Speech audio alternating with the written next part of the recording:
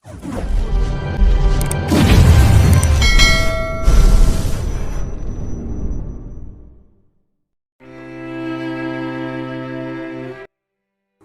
ka nang magsayang ng oras.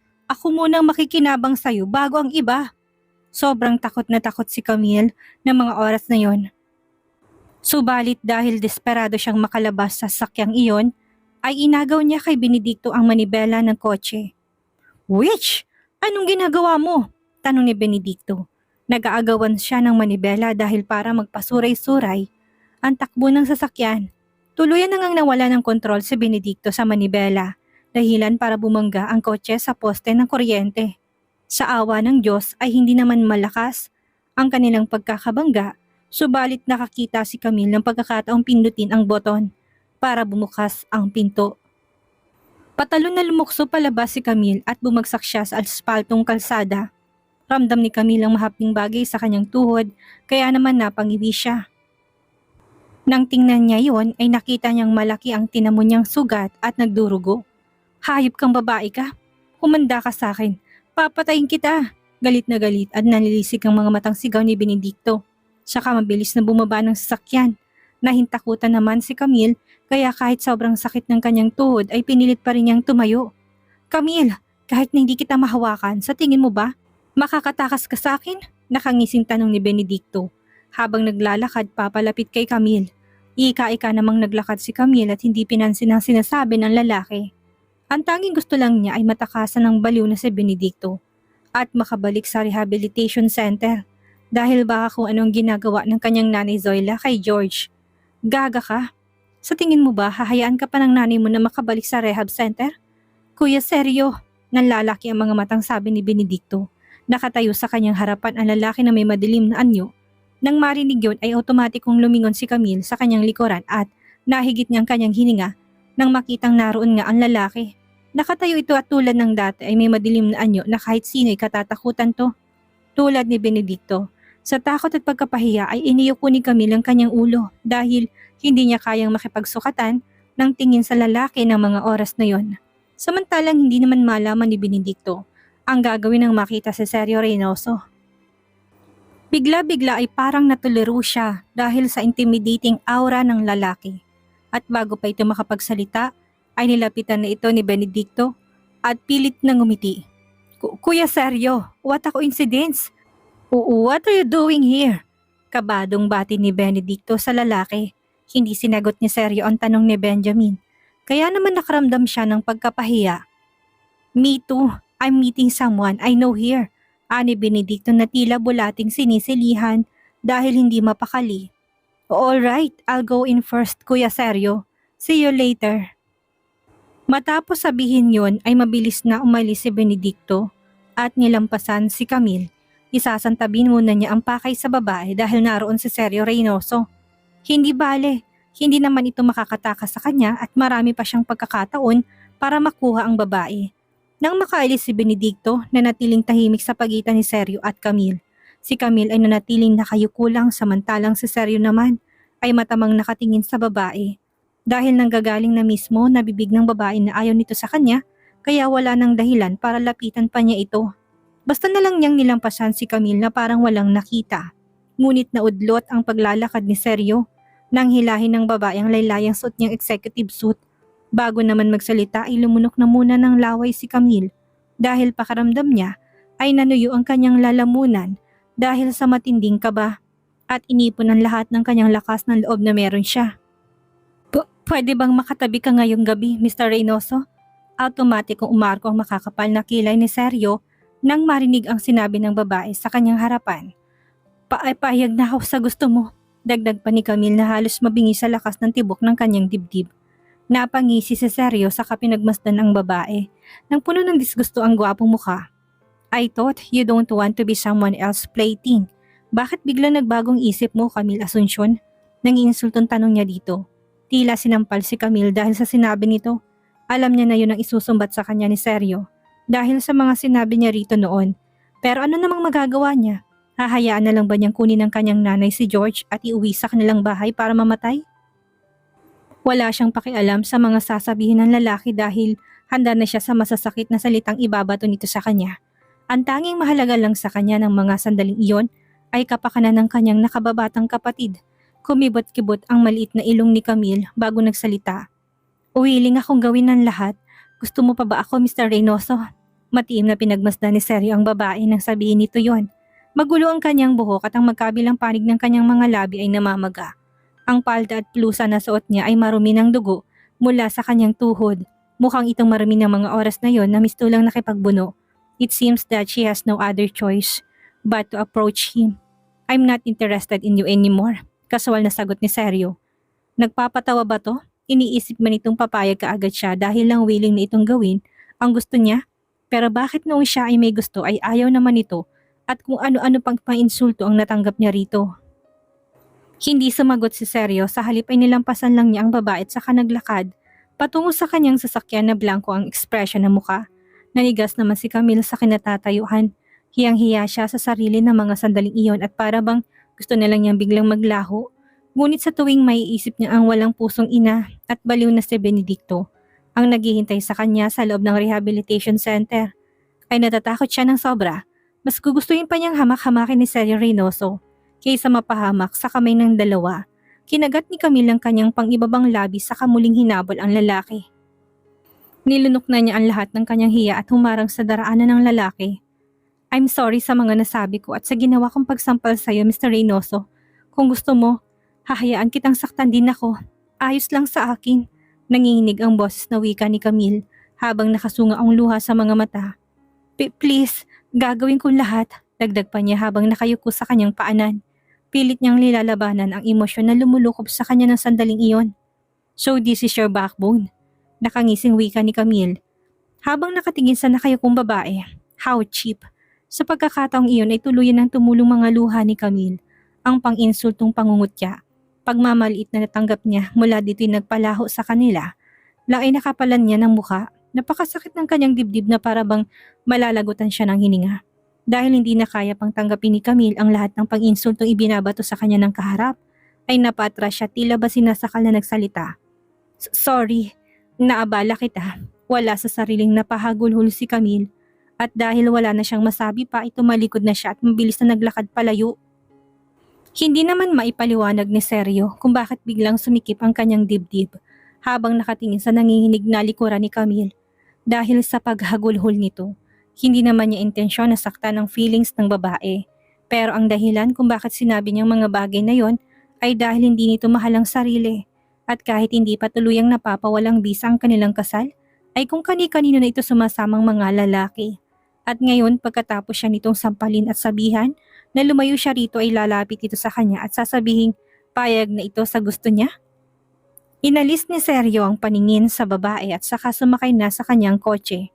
Dahil ni hindi deserve na sinungaling na babaeng iyon ang atensyon mula sa kanya. Ngunit bago pa tuluyang maisara ni Sergio ang pinto ng kotse, ay isang malakas na kalabog ang narinig nila mula sa likuran. Mr. Reynoso, nahimatay si Miss Asuncion. Bulalas ng sekretary niyang si Alex. Nang magmulat ng mga mata si Camille, isang pamilyar na silid ang nasilayan niya, subalit nang maalala na naghihintay sa kanya ang ina sa rehabilitation center, ay napabalikwas siya ng bangon at nagmamadaling lumabas ng kwarto. Pagbukas niya ng pinto ay hindi inaasahang isang figura ng tao ang humarang sa kanyang daraanan. Where are you going? Malamig na tanong ng lalaki. Naistatwa si Camille sa kinatatayuan. Kaya pala pamilyar ang kwartong iyon dahil naroon siya sa bahay ni Sergio Reynoso. Nang mga sandaling iyon, balisa siyang nagtanong kay Sergio. Bakit ako nandito? Anong oras ako nakatulog? You passed out and you slept for 2 hours. Nakahinga ng maluwag si Camille nang malamang 2 oras nang siyang nakatulog. Marahil ay naroon pa rin ang kanyang nanay sa rehabilitation center at naghahanap ng pagkakataon na maitakas si George. Narealize din ni Camille na si Sergio ang taong muling nagligtas sa kanya. Pero hindi ba kinamumuhian siya nito? Nagyuko ng ulo si Camille dahil hindi niya kayang makipagsukatan ng tingin sa lalaki. Sorry, binigyan pa kita ng problema, Mr. Reynoso. Maraming salamat sa pagtulong mo sa akin. Aalis na ako. Ani Camille sa mabilis na nilampasan ng lalaki. Subalit hindi pa siya tuluyang nakakaalis ay narinig niyang nagsalita ito. Don't you need the money anymore? Tanong ni Sergio nang marinig yun ay huminto si Camille sa paglalakad at pinihit ang katawan paharap sa seryoso at gwapo mukha ng lalaki. Come here. Utos pa ng lalaki na may malalim at malamig na mga tingin. Nanigas ang katawan ni Camille sa kinatatayuan. Nagtatalo ang kanyang isip na umalis na siya doon pero ang oportunidad ay nasa harapan na niya at hindi niya kayang sumuko para sa kanyang kapatid. Kagat-labing aandap-andap na naglakad si Camille patungo sa lalaki habang nakayuko ang kanyang ulo.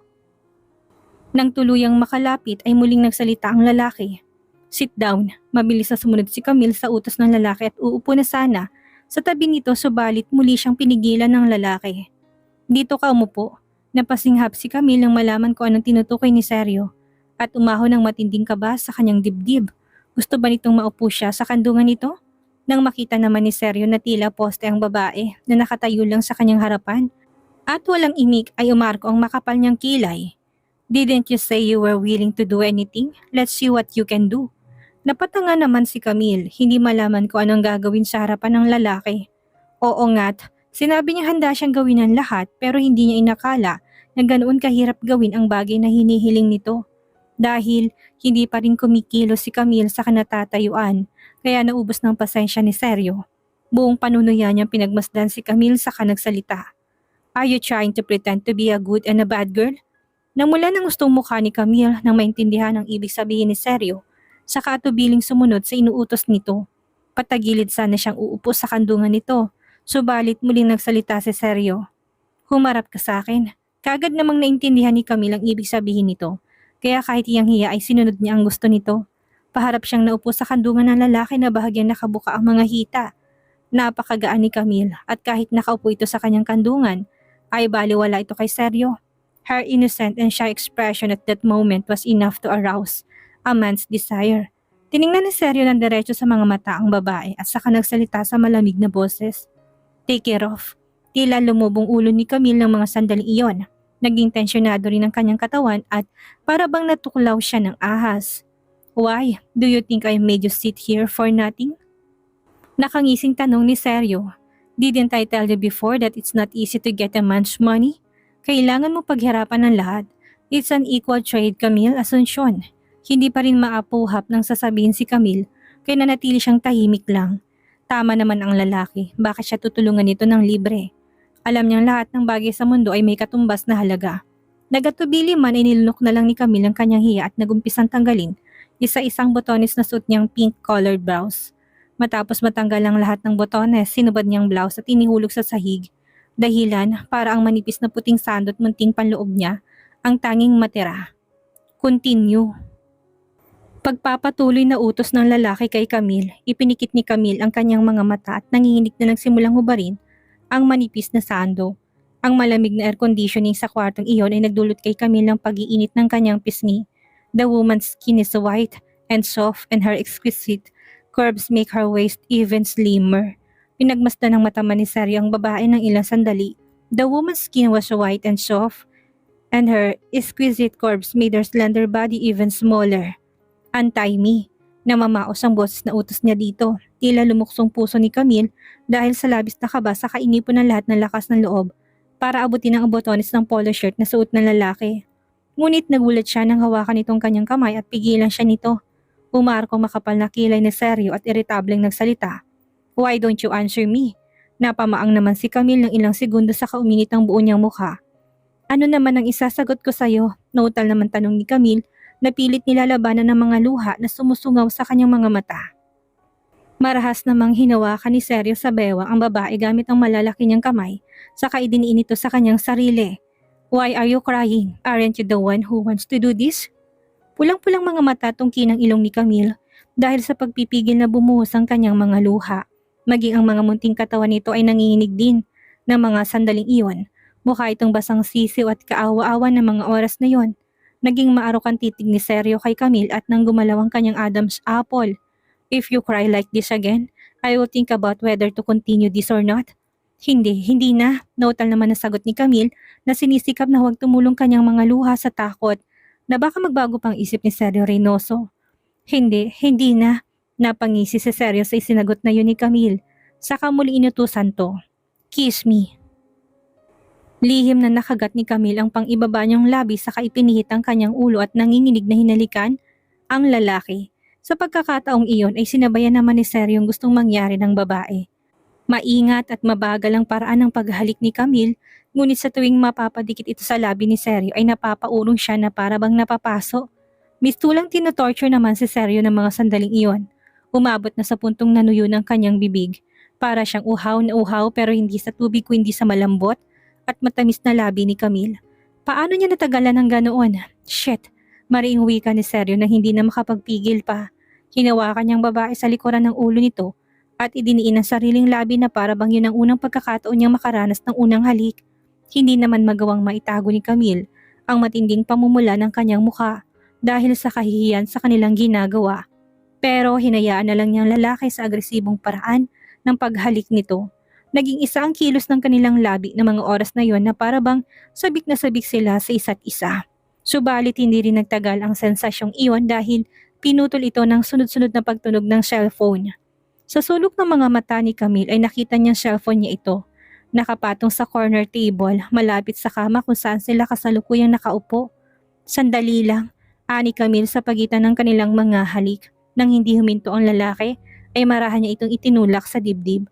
Mr. Reynoso, sandali lang. Nakikiusap na wika ni Camille. Kahit sinong lalaki hindi na naising maudlot ang ganun lalo na nang makita niya kung sinong nasa caller ID na tumatawag kay Camille. Nang sa wakas ay pinakawalan ni Sir yung mga labi ni Camille kaya nakahinga siya ng maluwag.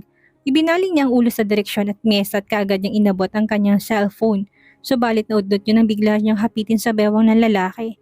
Pinisil ni Sir ang kanyang pisngi habang pilit na hinaharap ang kanyang ulo dito.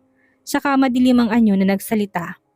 Pang-5 beses na yan. What do you need from him? Napakunot noo si Camille saka natigilan siya nang ma-realize na kanina pa pala tumatawag sa kanya si Elias. Bakit hindi mo sinabi sa akin? Tanong ni Camille na hindi maitagong inis sa kaharap. Is that why you came to me because you can contact him?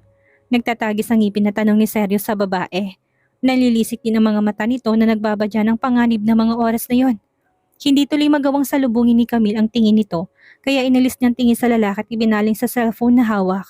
Kinuha niya nung tulog pa siya ilang beses nang tumatawag sa Elias sa kanya pero hindi man lang pinaalam sa kanya ni Seryo. What? Was my suspicions right, Camille Asuncion? Answer me. Mataas ang boses na tanong ni Seryo habang nangangalit ang kanyang mga ngipin. Masyado siyang in-underestimate ng babae. Mukhang hindi lang ito magaling magpaikot ng tao, kung hindi mahusay din ito maglaro sa damdamin ng tao. And that was the first time he had been a girl's toy. Great! So great! Galit na wika ni Seryo sa kanyang isipan habang nalilisik ang mga mata at nakakuyom ang mga kamao. Hindi naman sa ganon. I'm sorry, nautal na sagot naman ni Camille. Hindi na niya madugtungan pa ang sinasabi dahil takot na takot siya sa itsura ng lalaki. Nanginginig ang buo niyang katawan habang nakatingin sa balasik nitong anyo. It's too late for you, galit na wika ni Seryo sa kamaras na tinanggal ang suot nitong pantalon na sagabal at saka walang awa itong pilit na itinulak. Pahiga sa kama at inulos ng sarili sa pagkababae nito. Parang awa mo na, masakit, sigaw ni Camille dahil sa marahas na pagkilos ito sa kanyang pagkababae. Ang kaninang namumula niyang mukha ay biglang namutla dahil sa takot at sakit na nararamdaman. Does it hurt? Seryo asked with a grin.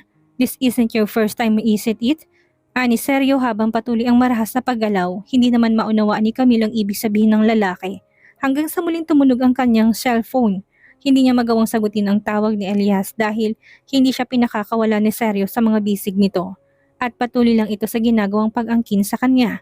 Wala siyang magawa kung hindi umiyak na lang sa takot at kaba na lumukob sa kanya.